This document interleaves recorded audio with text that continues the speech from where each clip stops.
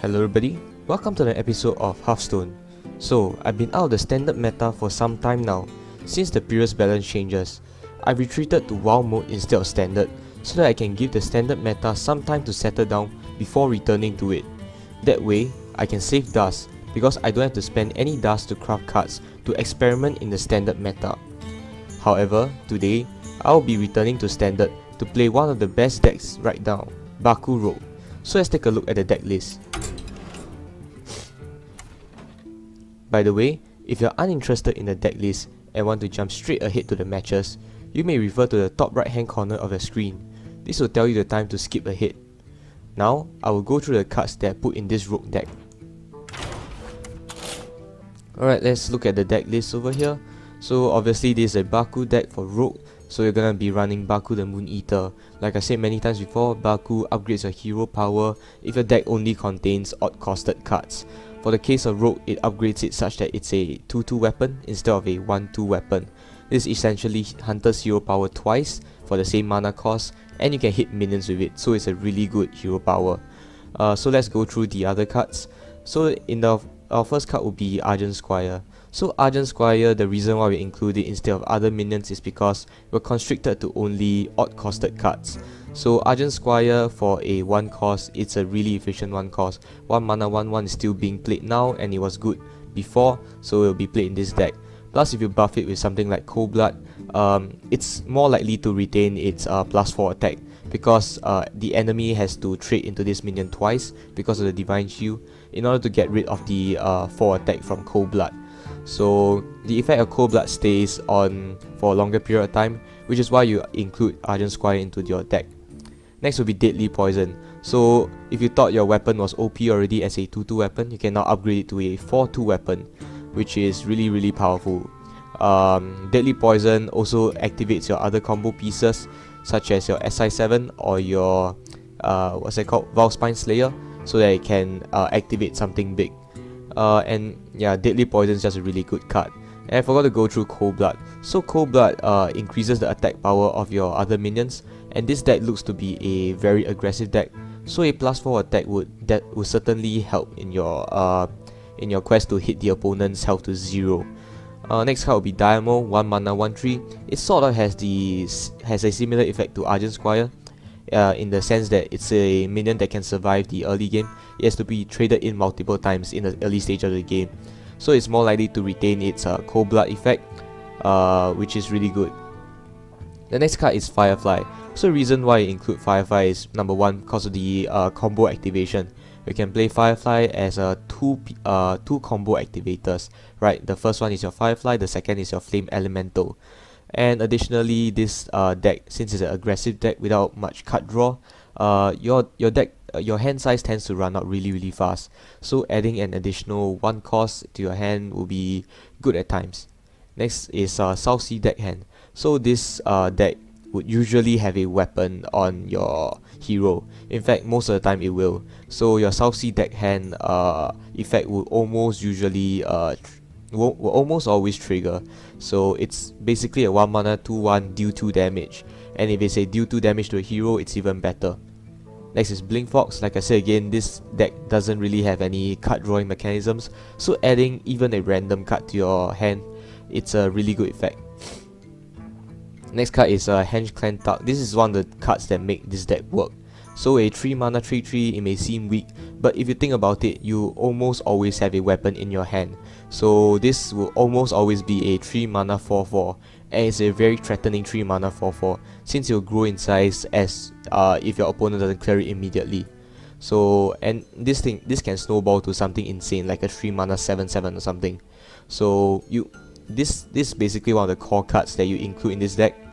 Next is Iron Beak Owl, 3 mana 2/1. So the silence is actually a very useful effect. It gets rid of taunt, it gets rid of other high priority attacks. So your Iron Beak Owl is gonna come in really handy. Of course, Iron Beak Owl is worse than its counterpart Spellbreaker. However, you're constricted to only odd cost cards, so you can't include a 4 costed Spellbreaker in your deck, although the stat line is much better. Next is your SI7 agent. SI7 agent can deal 2 damage to the opponent's face. That's number 1. Number 2, it can remove minions so that it preserves your board advantage. It's a 3 mana 3/3, it's a pretty efficient minion.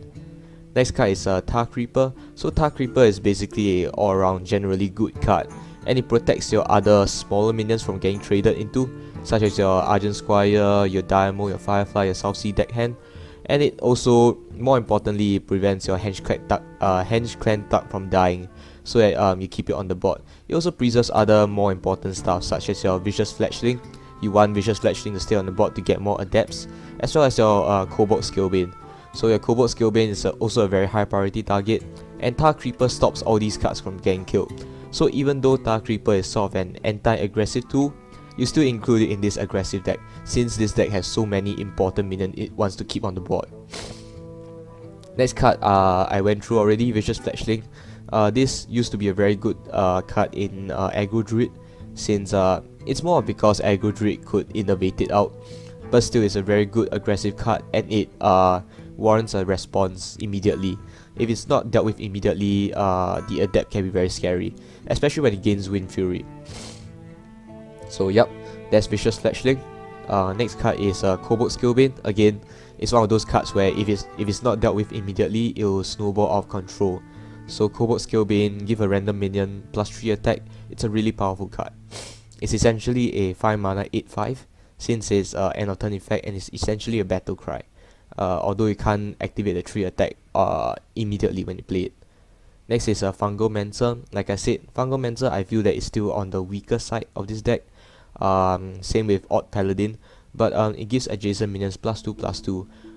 The reason why you run Fungomancer is because simply because it's a odd costed card, and you're constricted to the number of good cards that you can put in. So you have to run Fungomancer, and honestly speaking, it's a pretty good card as well. You can gain favorable traits from the +2/+2 stat line. So yep, it's a pretty good card, which is why I include it in this deck. However, in future expansions, when better odd costed minions get printed, Fungomancer may end up being phased out. Next card is Leroy. So I actually crafted Leroy specifically for this deck. Not really specifically, but Leroy is quite an important lore character as well, so I decided on crafting it. But Leroy is really powerful. It can synergize with other stuff like your Cold Blood. So on turn 7 you can play something like a Leroy Cold Blood for a total of, I don't know, 14 damage for 7 mana. It's a really good end game card. So yep, that's why you run Leroy. For those beginners who don't know, the 2/2 whelps, 2/1/1 whelps don't actually matter, because you finished off your opponent already. Next card is Valspine. So Valspine works similarly to Iron Big Owl, except that it actually kills the minion instead of silencing it. So you can kill a really big taunt, or you can sort of remove attacks, such similarly to Iron Big Owl.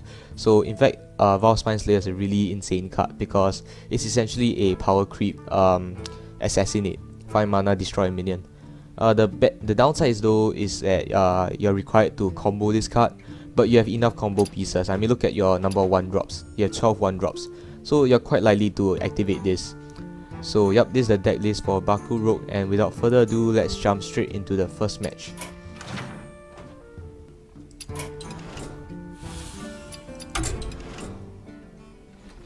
Alright, so let's just play ranked, since I'm confident that this deck will work out well in ranked, unless we meet unfavorable opponents. By the way, this deck runs into trouble in the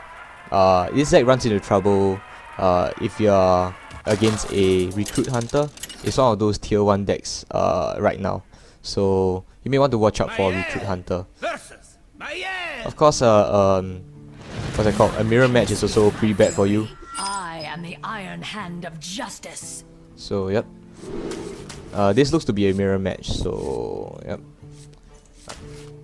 throw away everything since I'm pretty confident that I'll get a 1-drop. Yep, we got 1-drop already. But Baku is pretty useless in the deck. One downside of having Baku in your deck is that you draw a dead card, and as a aggressive deck, you really don't want to draw a dead card, especially in the early stage of the game.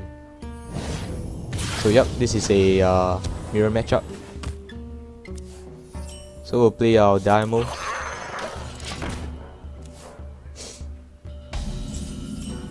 Right, so the opponent doesn't do anything, we'll just use our weapon. Justice is is mine.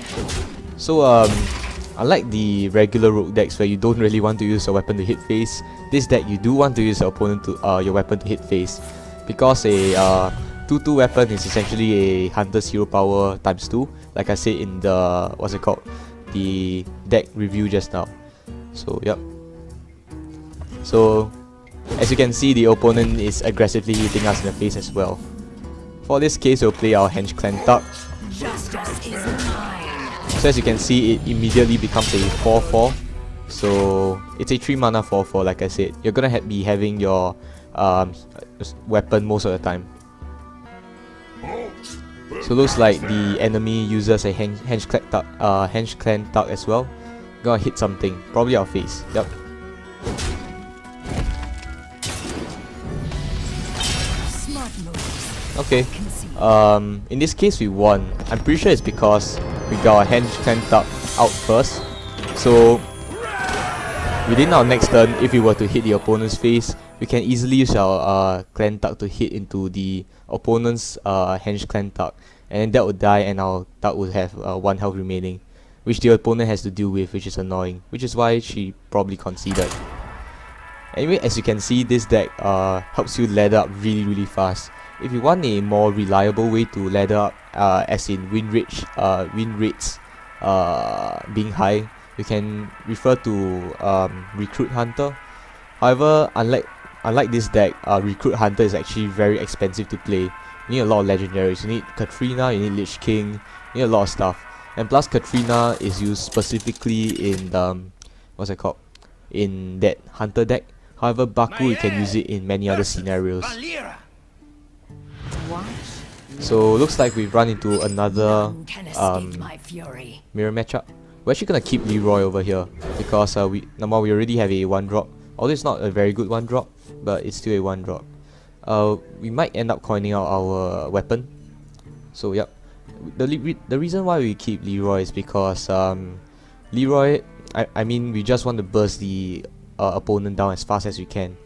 So yeah, I'm assuming that this is a mirror matchup, by the way. So yep, we do get a coin. We upgrade our hero power.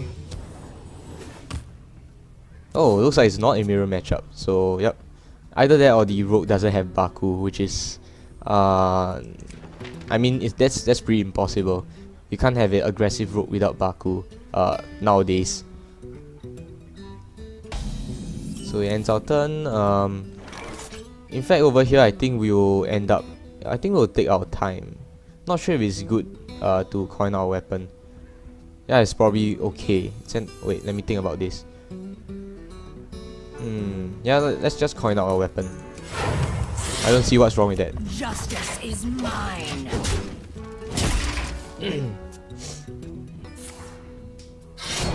Alright, so the rogue uses a dagger, and she's gonna hit us in the face. Obviously, our weapon's better than her weapon, so we'll probably end up winning.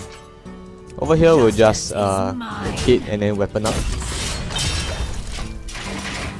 And next turn's probably gonna be our Henge Clan Tuck. Okay, hits us in the face again. So yep, weapons up. However, the rogue might run some form of a removal, so we may have to watch out for it. Maybe she has an abyss or something to do with this Henge Clan Tuck. But we're not sure of it, so we'll just have to watch out for it. Now the rogue's certainly taking her time, so we'll just have to wait for her. But I don't know, she's just taking her time, I guess. Alright, hits us in the face again. And the Fan of Knives. Okay. Draws a card, but it's not gonna save her. So just getting up playing the South Sea, I think. South Sea, weapon, hit our weapon, weapon up, and deadly poison. Yeah, seems good. So we'll hit this first. We'll weapon up. Then we'll hit everything in. Followed by deadly poison. So as you can see here, by turn 5 we reduce her health to 15 already, and we have a good board state. But to be honest, she's not really doing anything, right? So alright, Fan of Knives, so our South Sea is gonna get removed. That's fine though. And Abyss.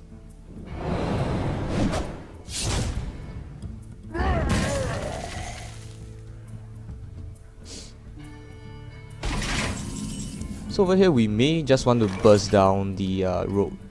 I mean there's not much for us to do. So we'll just do a solid 10 damage to the face, I think. That seems pretty good.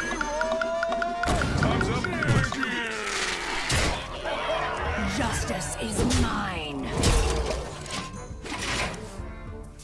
I got the best deals. Alright, so she plays a auctioneer.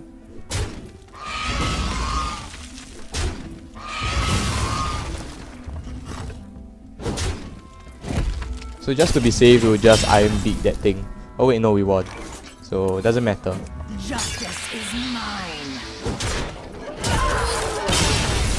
So yep, that's Aggro Rogue for you. So we ran into a Miracle Rogue, which I wasn't sure existed before this, at least in Standard. So let's move on to our third match. Yeah, as you can see, this deck really climbs the ladder really fast. So we already got 2 wins, and I think it was only what 10 minutes or something. I don't know. And like I said, this deck does get countered by Recruit Hunter because their deck runs a lot of taunt. Priest is sort of a problem as well because Priest has a lot of heal, so might hinder us from hitting him in the face that much, so much. So yep, at least we got a pretty decent hand, I think. Turn 1 Dynamo, turn 2 Weapon, turn 3 Blink Fox. None will survive. Alright, so we'll play our Dynamo. Alright, so the priest does nothing, so we'll just weapon up over here. Justice is mine. Alright, Shadow Visions. The problem with priest is that they might run this card called Shadowward Pain, which is why I might hold back on the Vicious, but since we're ahead over here, let's just pray that the priest doesn't actually have pain. So yep, we'll just play this. Plus if the priest plays Shadowward Pain, he basically will do nothing this turn. Alright, Shadow Visions. So he's not gonna play Shadowward Pain, which is good for us. Is someone injured? Northshire. Alright, so over here we'll just hit this first, see what we get. So we get Divine Shield, Poisonous, and +3 attack. I really like Flaming Claws though, since in case he discovered a Shadowward Pain, he will no longer be able to use it. So I think we'll pick that. After which we will weapon up and Deadly Poison. That seems pretty good. We'll play Deadly Poison. Hit this in and charge the enemy's face. So yep. Divine Heim. Okay, so heals by 8 this turn. Over here we'll want to try... Wait, let me think about this. Should we Fungomancer first? I think we'll Fungomancer, right? Yeah, seems like a pretty good idea. +3 health is good. Allows you to survive a lot longer. Justice is mine. So you can see the priest is already down to 9 health. So, and we have a board state that's really ahead of the priest. Divine Heim again. So, okay, sure. Not sure what the priest is really getting at, but okay. Right, so we finally get Wind Fury, and we won. Oh wait, you just get Wind Fury again? Ah, it's okay. So yep, we've ranked up. Completed some quests, which is pretty good as well. That's our 3rd game, was it? Not sure. I'll check and get back to you. Yeah, it's our 3rd game, I think. Yep. So let's proceed on to our 4th game.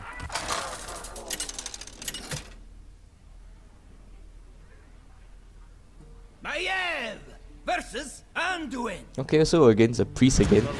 It'll be pretty hilarious if it's the same priest though. My fury. So yep. Between Vicious Fletchling and Blink Fox, I'll keep the Vicious Fletchling.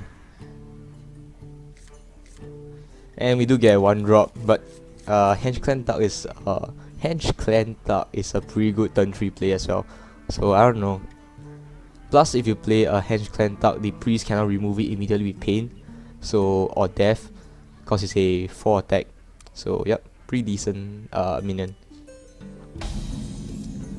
None will survive.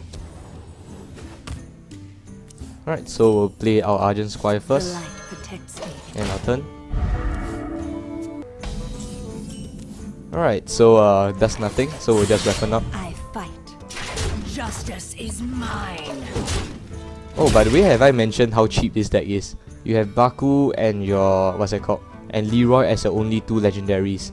And the thing about having these 2 legendaries is that these 2 legendaries are run across a variety of decks.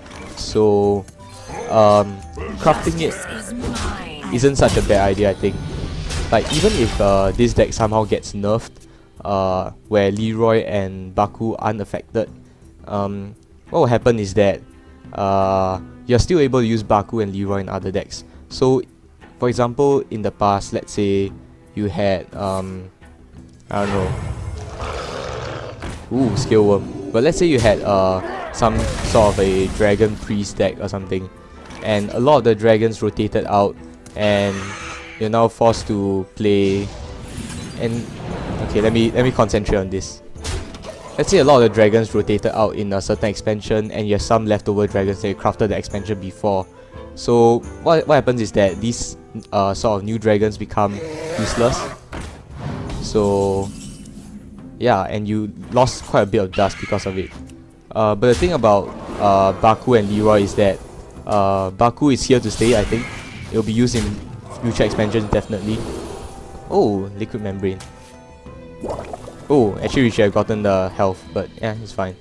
We'll just play the Cobalt, since yeah, let's just play. Maybe I should just really concentrate on the game. Ooh, that's pretty good. So yeah, where was I? Oh yeah, for example, if you were to craft Baku and this deck gets nerfed or is not played anymore, you can use Baku for other decks. Let's say Baku Paladin, let's say Baku Hunter or something. Oh yeah, by the way, we won. So I'm pretty sure we won, unless he has some major heal. Yep. Oh. Alright. So down to rank 17. We've ranked up really fast. So yep.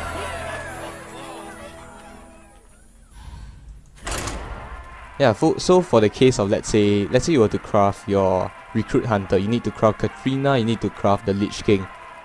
The thing about crafting a Lich King is that next year, Lich King's gonna get rotated out. So even if you're crafting him, you're not getting that much value. And plus, if you're crafting Katrina, Katrina is specific to this Recruit Hunter deck. So if let's say Recruit Hunter decks were to get nerfed, you're spending a lot of dust on Katrina. None can escape my fury. So here we'll actually throw away Saucy, we'll throw away Valspine, and we'll try to get a 1-drop. Yep, we do get a 1-drop, so pretty good stuff. Plus our 1-drop actually activates our SI7 agent. None will survive. So hopefully we'll make this a round 5 out of 5 win for today. If we win this match. Alright, so Glacial Shard. Some sort of freeze warlock deck? I don't know. Anyway, we're not gonna weapon up on turn 1, so yeah. The freeze is pretty useless then. Ooh, second Glacial Shard. And Firefly? Okay. Alright, so we're constricted to not weaponing up this turn. So instead of doing that, let's just coin out our SI7. It's a pretty good play, I think. This guy's toast.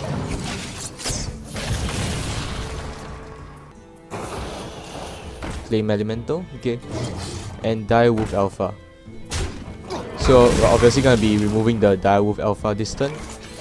No questions about that.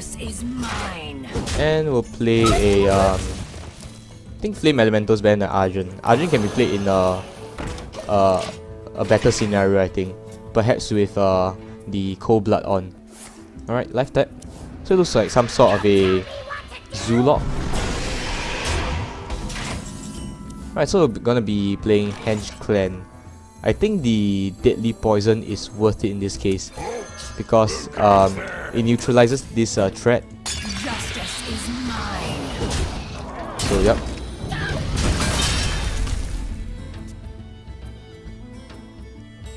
Next is probably gonna be Vicious into a weapon, or Henge Clan into a weapon, something like that. Alright, hits the face, maybe gonna clear the board. Alright, Paradex. Gets Poisonous, that's fine. And gets Stealth. Alright. So, we're gonna actually be playing two Henge Clans over here. I don't think I can clear both of them. Yeah. Oh, wow, we misplayed. Oops. But it's 1 point of damage, doesn't make that much of a difference. Next is probably gonna be Fungomancer, Argent Squire, something like that. Or maybe Vicious. Oh, he has Vicious as well. Double Vicious, alright. So the question here is really whether we should clear the Vicious or should we go face immediately. I think clearing the Vicious is a pretty good idea. Yeah, it's a pretty good idea. We can use our Valspine for that. The light protects me. So we're gonna Valspine. And we'll clear out the Flame Elemental. We're gonna hit face. As you can see here, we have a superior board control, so we're probably gonna end up winning. Unless the Warlock has some form of a board clear, or can clear this. Alright, life tap. That's gonna make things worse for him. Doomguard. Okay, so he does have a way to clear the Henge Clan, which is a bit disappointing, but it's fine. Weapon up Hero Power? Weapon up Fungomancer, something like that. Yeah, pretty good move. Justice is mine. I fight. Alright, so he's left with 1 health. And the thing about Warlocks at low health is that they can't tap, so he's limited to basically 2 cards. Alright, so Dark Iron Dwell. And Soulfire. So we won.